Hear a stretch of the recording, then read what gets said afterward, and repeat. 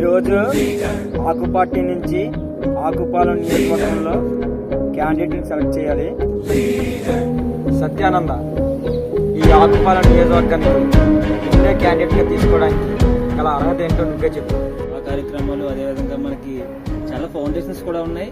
వాటి ద్వారా మనం ఇక్కడ ప్రజలందరికీ చాలా హెల్ప్ చేస్తున్నాం. సో మీరు నాకు కానీ సీట్ కానీ ఇస్తే మనం మన యొక్క నియోజకవర్గం ప్రజల్ని అభివృద్ధి చేద్దాం. నిత్యానంద నీ అర్హత ఏంటో చెప్పు. నా అర్హత ఏంటంటే నేను బాగా చదువుకున్న వ్యక్తిని. హార్వర్డ్ యూనివర్సిటీలో MBA చేశాను. నేను ప్రజలకు సేవ చేయాలనుకుంటున్నాను. సీట్ ఇస్తే ప్రజలకు మంచి చేస్తాను.